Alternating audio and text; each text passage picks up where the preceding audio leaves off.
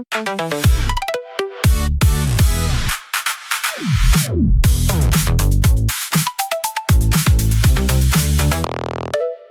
everyone, welcome back to Everyday Chinese English Academy. I'm Ming. And I'm Emma. Today we are talking about a sentence that should be simple, but somehow becomes emotionally complicated. No. A small word with a large social shadow. Exactly. I used to think saying no had only two versions. Version 1, say yes, suffer quietly and become a tired potato. A very specific vegetable state. Version 2, say no, feel rude, and imagine the friendship elapsing in slow motion. There is a third version. Please, I need the third version. Say no with kindness and clarity. That sounds like a life skill, not just a language skill. It is both. In Chinese, one useful word is wanju. Wanju. It means to politely decline. wanju. Good. Today we are talking about how to say no and still be kind. I have a personal example. A friend once invited me to go hiking on a Saturday morning. Do you like hiking? I like the idea of hiking. I like photos of hiking. I like being the kind of person who owns a water bottle and says things like, the view is worth it. But the mountain itself? The mountain and I have different values. Understood. But when my friend invited me, I did not know how to say no, so I said yes. And then? Then I spent the whole week quietly hoping for rain. That is not a plan. That is weather-based avoidance. Exactly. Saturday came, no rain. I went. I was tired, uncomfortable, and slightly angry at a hill. The hill did not deserve that. Maybe not. But the real problem was me. I said yes because I wanted to protect the friendship, but I created resentment. That is a common pattern. We think saying yes protects the relationship, but a dishonest yes can create hidden pressure. So a good no may actually protect the relationship better. Exactly. A kind no is often healthier than a resentful yes. What makes a no kind? Two things, warmth and clarity. Warm and clear. Yes. If you are warm but not clear, the other person may keep asking. If you are clear but not warm, the other person may feel pushed away. That is a good framework. Warm and clear. In Chinese daily communication, people often avoid a hard, direct no. They may use softer phrases like 不方便, gaitian, xiaci, or 再说. But soft language can be confusing, right? It can. That is why the goal is not to be vague. The goal is to be gentle without creating false hope. So if I truly do not want to hike, I should not say, definitely next week. Correct. That is not kindness. That is borrowing stress from the future. I have borrowed a lot of stress from the future. Many people have. What would be a better answer? You could say, thanks for inviting me. Hiking is not really my thing, but I'd love to get coffee another time. Warm, clear, honest. That feels much better.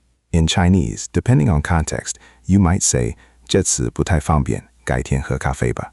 This time is not very convenient. Let's have coffee another day. That keeps the friendship open without climbing a mountain. Exactly. Let's do 3 scenes. First, a friend invites me to dinner tonight, but I am exhausted. You can say, 今天不太方便.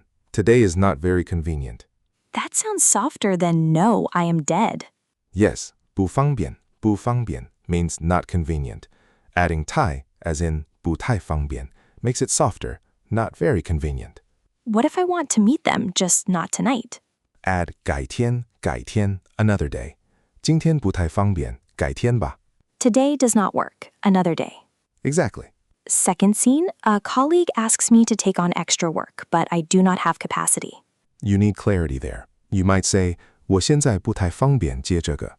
Right now it is not convenient for me to take this. Or, 我今天排不开. My schedule cannot fit it today. That is more direct. Work often needs more clarity. A soft no should still protect the task.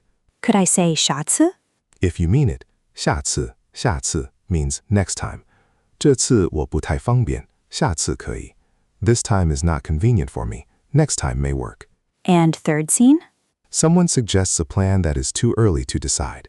For example, a trip 3 months from now, and you genuinely do not know. Then 再说? Yes, 再说means talk later, decide later, let's see. It is useful when the answer is not ready. But if I already know the answer is no, 再说 could be misleading. Exactly. Use it honestly. Before we teach the words, I want to stay with the emotional part. The hardest thing for me is not grammar. It is the fear that the other person will be disappointed. That is the real difficulty. I can memorize fangbian. I can memorize gaitian. But in the moment, my brain says, if you say no, they will think you do not care. And that is why the message needs two parts. First, show care. Second, state the limit. Show care, state the limit. Exactly. For example, thank you for thinking of me. I cannot join this time. Or, I really appreciate the invitation. This weekend is not convenient for me. That feels different from just disappearing. Very different. Silence often hurts more than a clear no. Because silence makes the other person guess. Yes, they may wonder, did I do something wrong? Are they ignoring me? Should I ask again? A kind no saves them from guessing. So saying no is also a kind of 交代, giving an explanation. Exactly. You do not need a long courtroom defense, but you can give enough shape to the answer. What if I feel guilty and want to over-explain? That is common, but over-explaining can make the no feel unstable. If you give 12 reasons, the other person may start negotiating with the reasons. That is true. If I say I can't because I am tired and I have laundry and my back hurts and my week was long, someone might say, we can go later. Laundry can wait. The hike is easy. Exactly. A clean boundary is often kinder. I am going to rest this weekend, but thank you for inviting me. Warm and clear. It also respects me. Yes, kindness does not mean abandoning yourself. That sentence should be printed somewhere. Maybe near the hiking shoes. Very necessary. There is another side too, how we respond when someone says no to us. That is important, because if I punish every no, people will stop being honest with me. Exactly. If a friend says, 今天不太方便, and you respond with pressure or guilt, then next time they may avoid you or give a fake yes. So, 没关系 is not just polite, it creates safety. Very much. A simple 没关系, another time, tells the other person, you can be honest with me and the relationship is still okay. That is a beautiful kind of maturity. Yes, boundaries need two skills, giving them kindly and receiving them calmly. Giving them kindly, receiving them calmly. That might be the whole episode. It is a strong version of the whole episode. Work requests are probably where I need this most. With friends, I can be warm. At work, I worry that saying no makes me look unhelpful. That is a common fear, but at work, a clear no can protect the work. How? Imagine a colleague says, can you finish this report today? You know you already have 2 deadlines. If you say yes, the report may be late or poor. If you say no clearly, the team can adjust. So the refusal gives the team real information. Exactly. A good work no often has 3 parts: current limit, useful information, and possible alternative. Give me an example. I cannot take this today. I can review it tomorrow morning, or you can ask Lisa because she has the latest numbers. That is clear and helpful. It is not just no. Right. It refuses one version of the request, but it still supports the goal. That feels more professional than forcing myself to say yes and then failing quietly. Much more professional. A hidden yes can create more damage than an honest no. Hidden yes. That is when my mouth says yes, but my calendar says absolutely not. Exactly. Your calendar must be consulted. What about family? That can be harder than work. Family is often emotionally loaded. You may need extra warmth, but still keep the limit. For example, I know this matters to you. This weekend is not convenient for me, but I can call you on Sunday evening. That shows care without surrendering the whole weekend. Yes, boundaries are not walls. Good boundaries are doors with handles. That image helps. A wall says stay away. A door says there is a way to connect, but not by breaking through. Exactly. Warm and clear. So a kind no can actually show the relationship how to continue. Very well said. And if I make a mistake, if I say yes, then realize I cannot do it? Then repair early. I said yes too quickly. I am sorry. I cannot do this properly by Friday. I can finish it by Monday, or I can send what I have now. That is uncomfortable, but honest. It is better than disappearing. Always. The first word is wanju. Wanju. Wan means gentle or tactful. Ju means refuse. Wanju means to politely decline. Is it a word people use in casual speech? It is a little formal.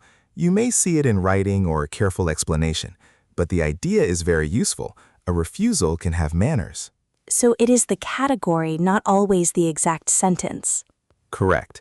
A wanju should be honest, respectful, and clear enough that the other person understands. Not a fake maybe. Exactly. A fake maybe is not a kind no. It is a delayed problem. 不方便 means not convenient. It is one of the most useful soft limits. I like it because it does not force me to explain my entire life. Right. 今天不太方便 can mean the time, energy, situation, or schedule does not work. It gives enough information without a courtroom report. Exactly. But if the other person needs a precise answer, you can add detail. Soft does not mean unclear. Correct. 改天 means another day. It keeps the door open. 改 means change. 天 means day. Yes, 改天吧 means another day. It can be warm, but also flexible. Does it always mean a real future plan? Not always. Context matters. If you truly want a future plan, give a specific suggestion. Like 改天喝咖啡，周四怎么样? Exactly. Another day for coffee. How about Thursday? 下次means next time. It feels a little more concrete than 改天. Sometimes, it points to a future opportunity. If you say 下次吧, it means next time. Good for events that repeat. Yes, a dinner, a game, a class, a regular gathering. But again, only if I am open to a next time. Correct. Kindness must stay connected to truth. 没关系 means it is okay, no problem. This is often the response to someone else's no, right? Yes. If someone says they cannot come, you can say 没关系. It keeps the atmosphere warm.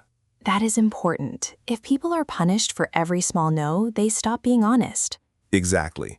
A healthy relationship allows small refusals. So saying 没关系 is part of building trust. Very much. 再说 means talk later, decide later, let's see. This one feels flexible. It is, but flexibility can be useful or frustrating. Use 再说 when the situation is genuinely not ready. Like, let's talk after I know my schedule. Yes, 看情况再说吧. Let's see the situation and talk later. But not if I already know I will never go hiking. Correct. The mountain deserves honesty too. I think people sometimes misunderstand soft refusal. They think it is fake. It can be fake if used badly, but the better version is not fake, is relational. Meaning it cares about the connection? Yes. In many cultures, including Chinese daily life, people often want to protect the atmosphere. A direct no can feel too sharp in some contexts. But modern life also needs clear boundaries. Exactly. That is why warm and clear is so important. Warm without clear becomes confusing. Clear without warm can become unnecessarily cold. So the skill is not avoid saying no. The skill is say no in a way that respects both people. Perfect. I wish I had known this before the mountain. The mountain taught you. The mountain was strict. Another cultural detail is that soft refusal often depends on context. Between close friends, you can be more direct. At work, you may need to be clearer. With someone older, a teacher, or a client, you may choose warmer language. So there is not one perfect sentence for every situation. Correct. Language is always relationship plus situation. That is why direct translation can fail. If I translate no too literally, it may sound colder than I intend. Exactly. And if you translate a soft phrase too literally, English speakers may hear it as vague.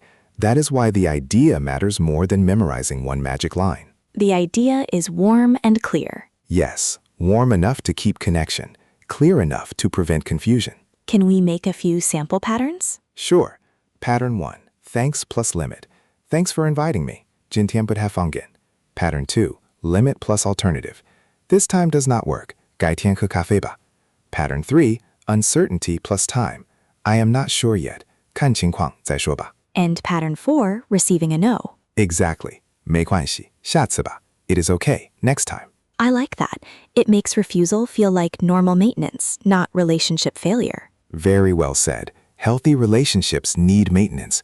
A clean no is part of that maintenance. Because nobody can say yes to everything forever. And nobody should have to. There's one more thing I want to say. A kind no also makes your yes more meaningful. Very true. If I say yes to everything, people cannot tell what I actually choose. They only know I'm afraid to disappoint them. Exactly. But if you can say no honestly, then your yes has weight. Because it means I really can do this. I really want to be here. Yes, boundaries do not make relationships weaker. Good boundaries make trust more accurate. Accurate trust. That feels important. People feel safer when words match reality. Words match reality. That is the whole point. A warm no, a real yes, and a calm guanxi. Those three can make relationships much lighter. Let me review. wanju means politely decline. 不方便 means not convenient. 改天 means another day. 下次 means next time. 没关系 means it is okay or no problem. 再说 means talk later or decide later. Excellent. And the big idea is, a good no is warm and clear. Yes, it does not attack the person. It does not create fake hope. It simply tells the truth with care. Thanks for listening to Everyday Chinese English Academy. May your yes be honest, your no be kind, and your weekends be free from unwanted mountains. Bye. Bye.